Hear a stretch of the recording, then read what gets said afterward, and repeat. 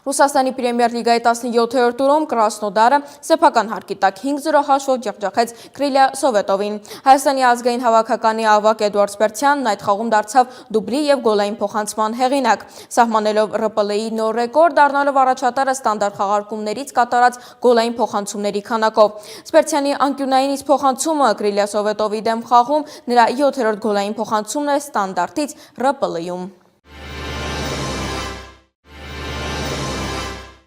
Ազգային ժողովի ՔՊ խմբակցության падգամավոր Խաչատուր Սուքեսյանը չի առաջադրվել խորհրդարանական ընտրություններում, իշխող կուսակցության համամասնական ցուցակում ընդգրկվելու համար, փոխանցեց նրա մամուլի խոսնակ Աննա Մկրտչյանը, իսկ թե ինչու Սուքեսյանի խոսնակը չմեկնաբանեց։ Ցուցակում չի լինի նաև падգամավոր Հրաչյա Հակոբյանը, սա էլ փոխանցել է հենց ինքը Հակոբյանը, ասելով, որ պատճառների մասին ավելի ուշ կխոսի։ Կուսակցությունն ավելի վաղ հայտնել է, որ 2026-ի հերթական խորհրդարանական ընտրություններում ՔՊ-ի համամասնական ցուցակում ընդգրկվելու համար տեխնացուները կարող են ինքնաառաջադրվել նոյեմբերի 1-ից նոյեմբերի 30-ը ներառյալ։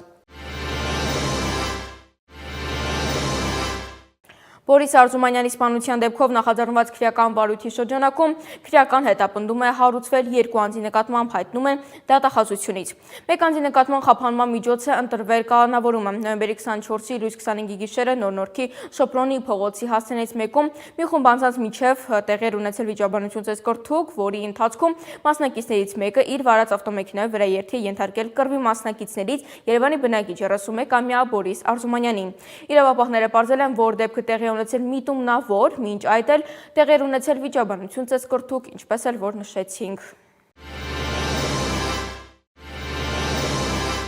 Բարգավաճ Հայաստան կուսակցության առաջնորդ գործարար Գագիկ Ծառուկյանի նկատմամբ հանրային քրեական հետապնդում է հարուցվել, տեղեկությունը հայտնում են դատախազությունից։ 2024 թվականի հունիսի 5-ին նախաձեռնված քրեական վարույթի շրջանակում դատախազը 2025 թվականի հոկտեմբերի 20-ին Գագիկ Ծառուկյանի նկատմամբ հանրային քրեական հետապնդում է հարուցել քրեական օրենսգրքի 507-րդ հոդվածի առաջին մասով, դատական ակտը չկատարելը, ասված է հաղորդագրությունում, այլ մանրամասներ հայտնի չեն։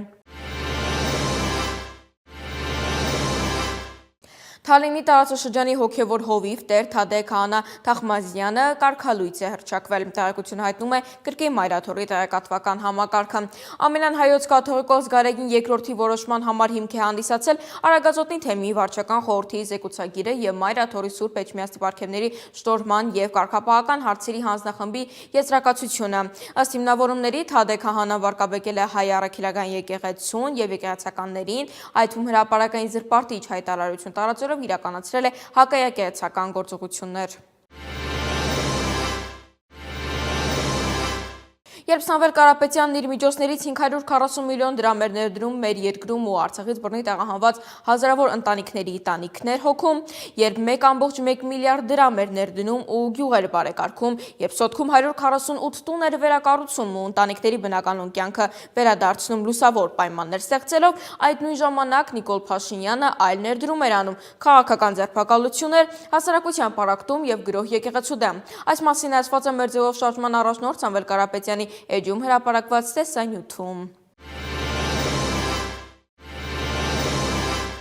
Երևանում խախտել են էթիկայի նորմերը, հրապարակելով ԵԱՀԿ աշխատանքային փաստաթղթերը եւ համանախագահող երկրների ղեկավարների նամակագրությունները առանց համաձայնեցնելու շահագրգիռ կողմերի հետ։ Այս մասին հայտարարել է Ռուսաստանի ԱԳՆ պաշտոնական ներկայացուցիչը Մարիա Զախարովան։ ԵԱՀԿ-ի եւ ՄԱԿ-ի փաստաթղթերը հստակ արտացոլում են, որ 3 տասնամյակ շարունակ Ռուսաստանը որպես համանախագահող երկիր բոլոր ջանքեր է ներդրել քաղաքական եւ դիվանագիտական ձևով Ղարաբաղյան հակամարտությունը լուծելու համար եւ քիչ բան չէր արվել, ասել է Զախարովան։